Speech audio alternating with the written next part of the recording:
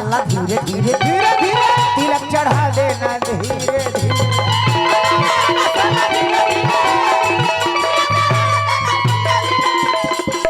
तो हर दीदिया भौजी हुई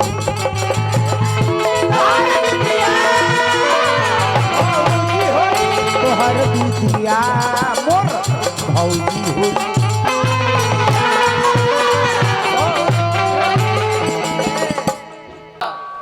समय के बाद ले रिटायर करते नहीं खोगे। रिटायर समय से कह देवे के चाहिए।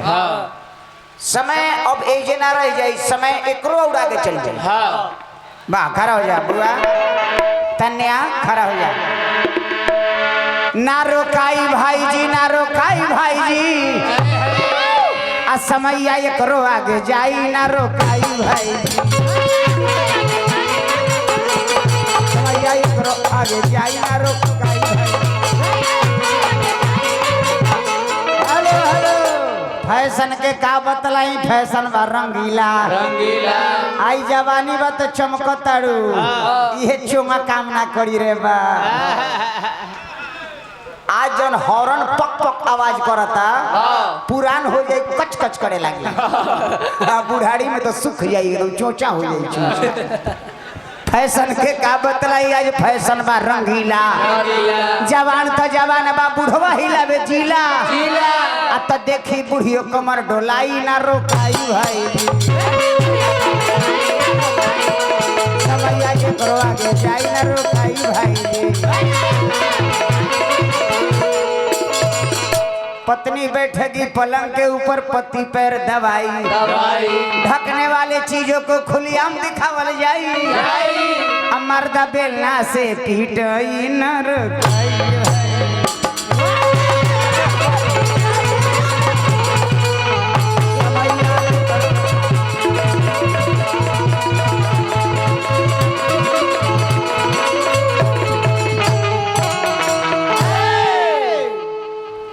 अब सुदर्शन बाबू सब जन भजन गावता रे, उ सब भजन के जुग नहीं खे रहे। घटे अच्छा घटले लोग सुने लगी ना सुने। दादा ई कौन भजन है जी?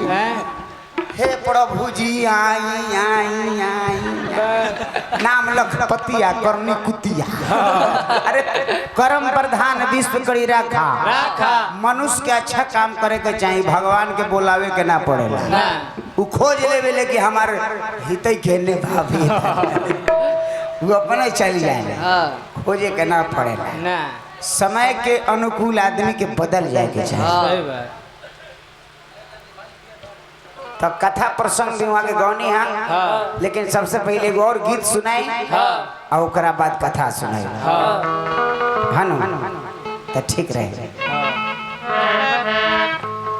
आज राम जी, अच्छा सब लोग लूटते बा, पूजा कराओ तरनू बाबा के लड़का पढ़ लिख लेता, उनका कोठा टारी बन जाता, रुपया उनका बैंक में बा, आज पूजवा कराओ तो जिंदगी पर भीखे मांगता है।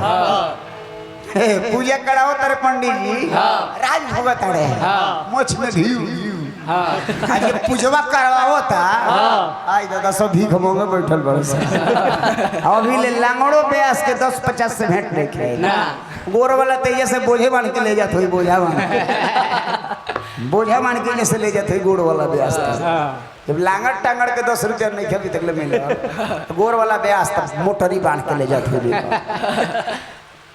कैसा तो बानी ऐसा बोलिए, मन के खोयू ना, बानी ऐसा बोलिए, सब खुश होए। आई भगवान के बुलावे लगा तारे बुझाता कि सती बिहुला एकदम धइल बड़े। 2 घंटा से भगवान बरसत रहन होने, भगवान के काम बा बरखल। अच्छा खूब हम भगवान के कहब कि रोरा बंद कर दी, बंद कर दी है, बड़का ही हमरे इतना ता बढ़िया रहे। कभी भी कर्म पर ख्याल करे के चाहिए, इहे कहे के चाहिए कि हे प्रभु जन हम कर्म करता नहीं, जैसे हमरा फ्री में श्वास दिले बानी, उहे तरह हमरा कर्म के सत्य कर्म में बढ़ा दे। राम सीता जी के विवाह हो गई, पहला विवाह हो गई फुलवाड़ी में, अब दूसरा विवाह जयमाला भई, आ तीसर विवाह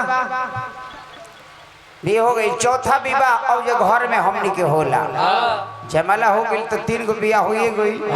तो एगो घर में जो हमनी के होला ब्राह्मण विवाह जे लड़की के दान कइल जाला कन्यादान ब्राह्मण विवाह। बबुआ पाती लिखवा के राजा जनक जी दशरथ जी कहाँ भेजता है जा रे हजमा जा रे अयोध्या नगरिया से राजा दशरथ जी से अरे कह दी है खबरिया। हाँ तवा में अरे लोटा लेके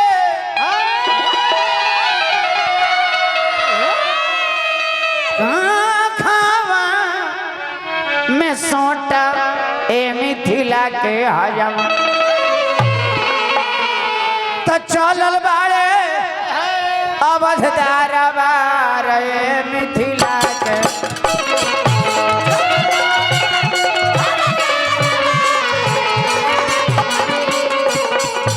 चलल बारे अवधदार बारे मिथिला के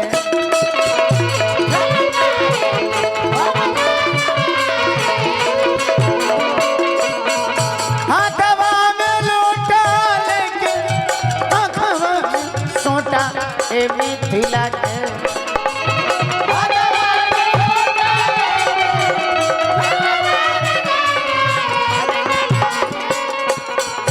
चलल बारे अवधदार बारे मिथिला के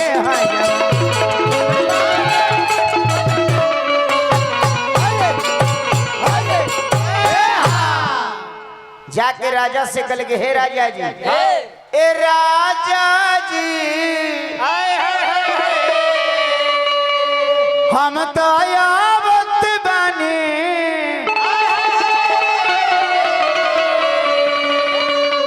अरे सरजू के पार से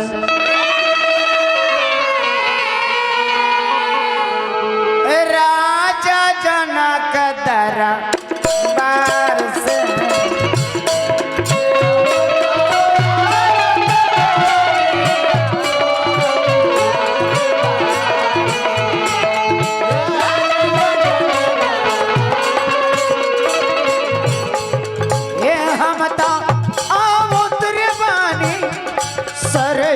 की पार से राजा जनक दरबार से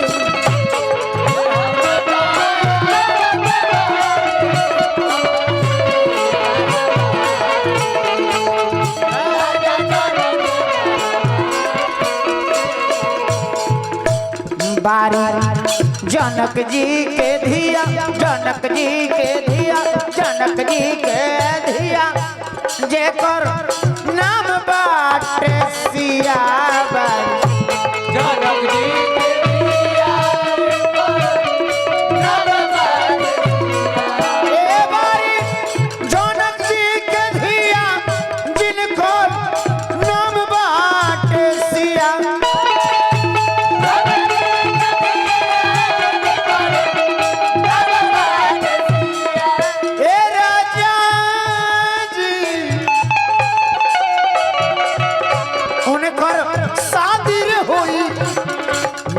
और बढ़ा दी ऑपरेटर बाबू मेन के तनी बढ़ा दी उनकर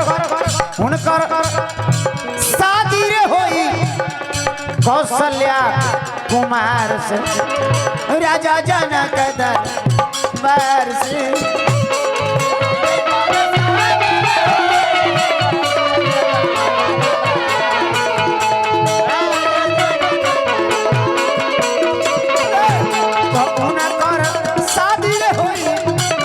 कौशल्या कुमार से राजा जनक दरबार से राजा दशरथ जी अपना तीनों रानी के बुलौले आ जथा जो पैसा कपड़ा दे के हजाम के विदा कैले आ तीनों महारानी से कल गए महारानी ऐसा न सजावो सबे चीजन क धनिया गारी ना हमके गाड़ी ना हमके दी है हमारा समाधिनिया गाड़ी ना हमके दी है हमारा समाधिनिया गाड़ी ना हमके दी है। ये छटकी सन ये छटकी सुहारी लिखा मुँह का हंस हंस हंस के कहे के चाहे कि कहीं जी स्वामी जी हे प्राण प्रिय कहो भतार के स्वामी जी नु कहल जाला कुछो कहीं दिल अपना चाहे हे प्रिय एगो भतार जी के तनका जी कहल जाला थोड़ी स्वामी जी पति देवता बाप रे पति देवता वो पत्नी देवतनी का करता है पत्नी देवतनी भातार के कटवा के और बड़का हौदा में पैक करके सीमेंट से गोला चढ़ावा देता है एह में सांस भीतर लेते रह वो पत्नी देवी के काम तीनों महारानी छुटकी कौशल्या के कई सुमित्रा तीनों के बोला के कहले राजा की ए महारानी सोना चांदी के बनल चाहे गहना हीरा जवाहर ओ में लागल होके जाता ना इलरी तिलरी सिकरी चाहे कमर के कर धनिया गारी ना हमके हमारा समाधिनिया गारी ना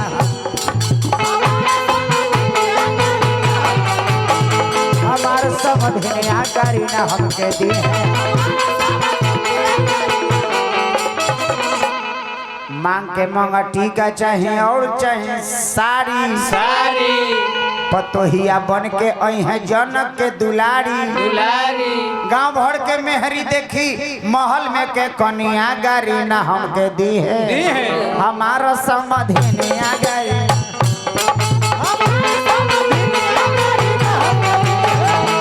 समझने आ गई शादी बा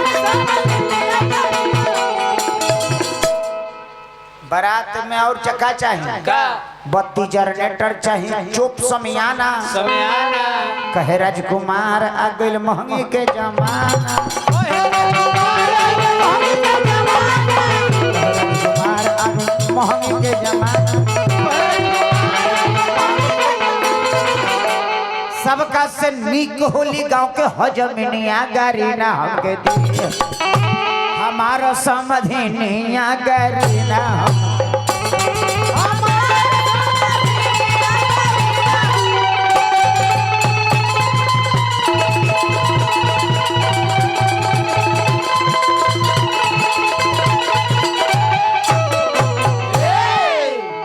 तीनों सौतीन अपना में विचार कर रहा कौशल्या जी के कई जी सुमित्रा जी कहली कौशल्या रानी सजदी दिया डाला है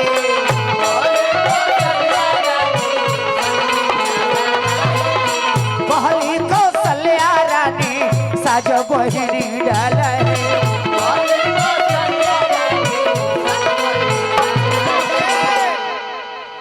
राम जी बियाहन जई हैं नगर में बहाला है राम जी बियाहन जई हैं नगर में बहाला है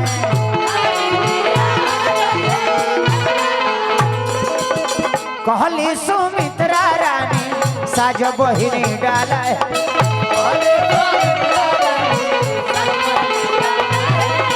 कहली के कैया रानी सज बहिनी डाला है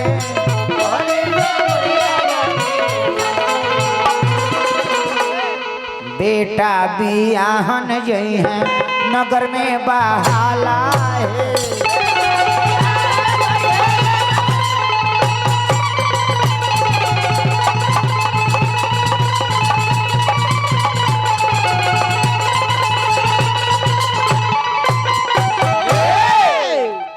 बारात राजा दशरथ जी साज देनी आ लगन ना रहे आ दुल्हा ये जा ना रले जे धनुष तोड़ले बड़े से ये बड़े बिना दुल्हा के बाराती 27 दिन पहले लेके चल देले। तो बाराती लेके चल देले कहाँ गई बाराती? जहाँ कमला नदी बहत रहे। वो ये माया के नगर बिमला माया द्वारा एगो नगर बसावल गई जो नगर के नाम भई बिमला। वो ये बाराती के टिकावल गई उन्हें खबर दिया कि जनक जी तिलक लेके आए। बाराती लेके दशरथ जी चलल बड़े कैसे? राजा दो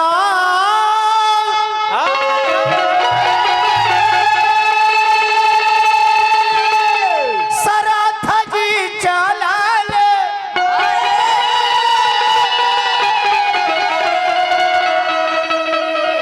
हर साजी के बड़तिया सभरम पियरे पियरे।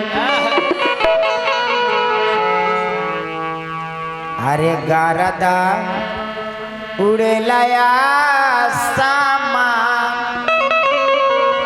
सभरम पियर।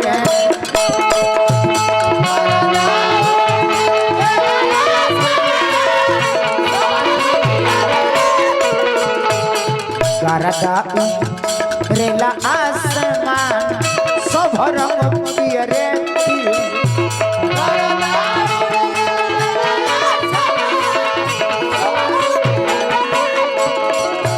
राजा दशरथ राजा दशरथ राजा दशरथ जी चलल साजी के बरतिया सब रंग पियर।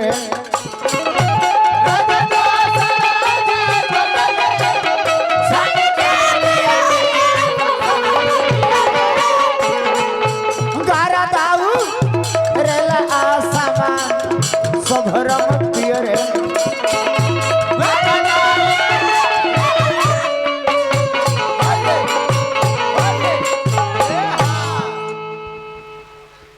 कैसा नचनिया गुदगुदी बरता?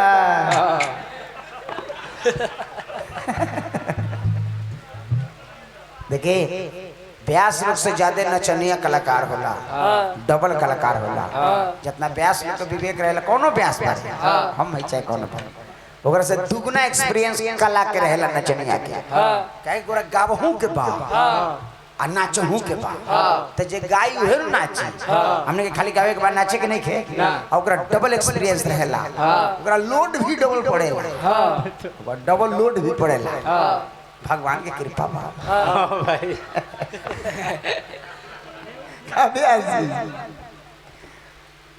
अब रौरा जो प्रोग्राम गाई लेनो अब थोड़ा सा हमनी के नजर में देखला में ओल्ड ना माने ओल्डो में ओल्ड ना कुछ हो जाला कि ज्यादा पुरानिया हो गई बड़े अब इनका मोर गईला में ठीक बा। अरे इनका गाय दादा सब हम तो इने घूम के कहता नहीं। एगो बात कहूं कि ना होला कि ज्यादा पुरानी ज्यादा पर ज्यादा केहू पुरानिया हो जाला ना कहला कि ए भैया अब ठीक रहेगी अब ठीक भगवान उठा ले। हे उनका कब महाराज आए अच्छा यहाँ के भगवान ना करे कि यहाँ के कुछ होके हे भगवान सामने के खुशी बा। अच्छा रौरा सब के खुशी बा कि मुकेश व्यास विकलांग पड़े अच्छा बा खुशी बा का मतलब हैं खुशी बा कि माने भले विकलांग हो जाए। 2025 आ गई 21वीं सदी आ गई। ई राधा कृष्ण जब खड़ा हो जाता रे दादा या तरह के मंत्र पर नारियल उड़ावे लगी है खाए।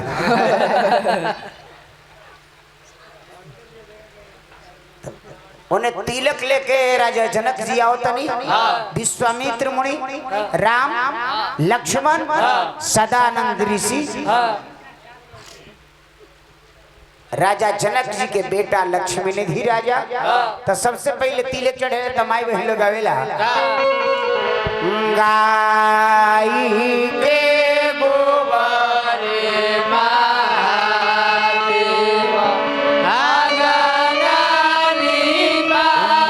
भगवान विष्णु मंगलम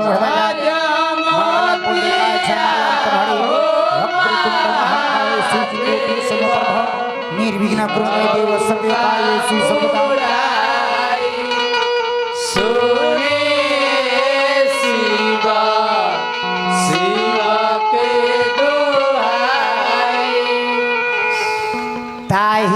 चौके बैठले महादेव गईले आला साई हुदू का चलावे ली गौरा दे दिहाली जगाई सुनिए शिवा शिवा के दोहाई करे दिहले हाथी से घोड़ावा केरे धेनु गाई केरे दिहले आपन दियावा अमूरी धाराई सुनिए शिवा शिवा के दोहाई बाबा दिहले हाथी से घोड़ावा भैया धेनु गाई आमा दिहले आपन दियावा अमूरी धाराई सुनिए शिवा शिवा के दोहाई। तिलक के गीत में सबसे पहले माई बहन लोग आवेला का अगना में आना साला धीरे धीरे तिलक चढ़ा देना धीरे अगना में आना साला धीरे धीरे तिलक चढ़ा देना धीरे धीरे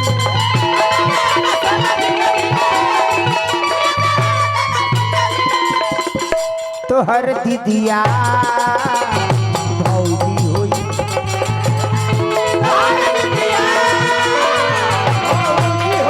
तो हर दीदिया मोर भौजी होई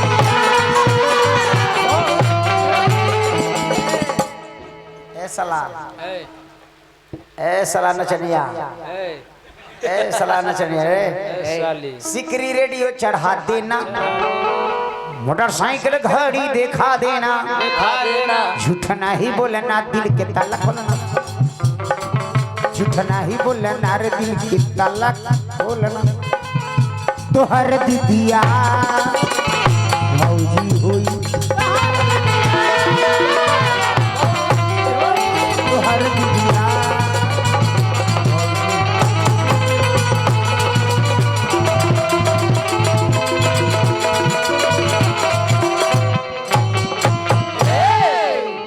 ये चीज के पूरन का लोग आवे का कहामा से ओले तिलक देउआती तिलक लेके खारा भार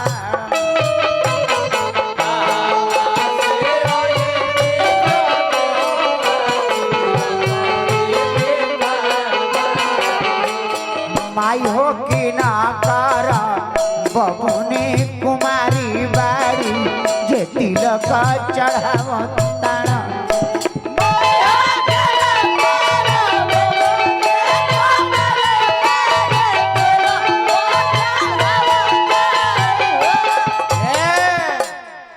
जनकपुर से आइले तिलक देउआ तिलक लेके खड़ा बा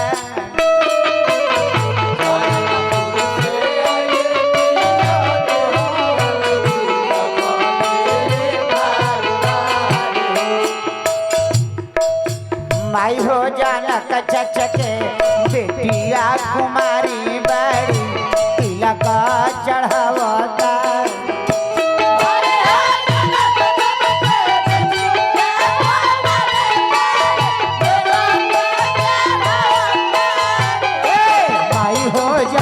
चचके बिटिया कुमारी बारी तिलक चढ़ावतारा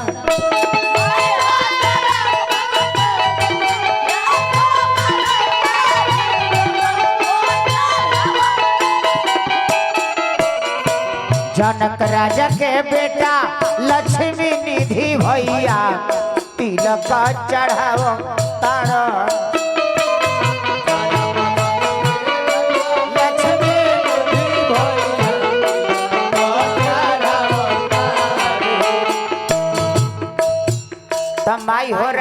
चारो भैया बहनोइया बाड़े तिलक चढ़ावा बताड़े।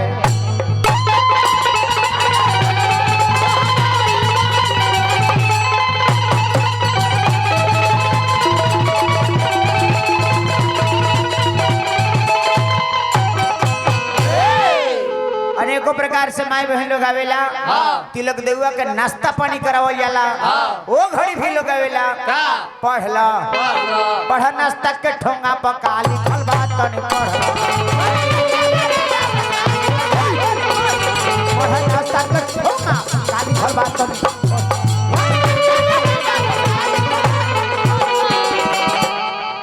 ए नचनिया एतवार लिखल बा सोमवार लिखल बा। ए नचनिया तोरा किस्मत में 6 गो भता लिखल बा तनी पढ़। तोरा नसीब में 6 गो भता।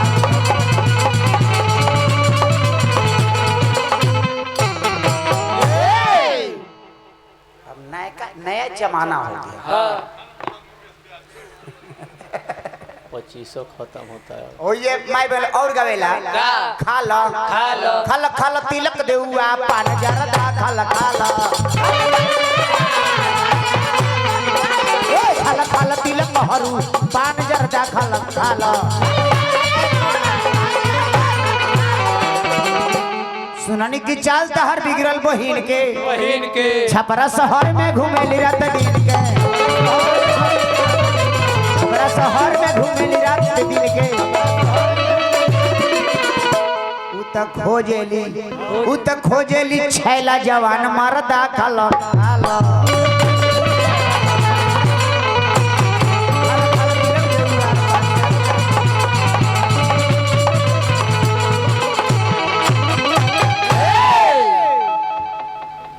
तिलक चढ़ गई। प्रेम से बोली रामचंद्र की। जनक जी के बेटा लक्ष्मी निधि राजा राम चारों भाई के जब तिलक चढ़ौले। अब आगे उन्हें कहानी सुनब एक आध गो गीत गा दी हम लोग का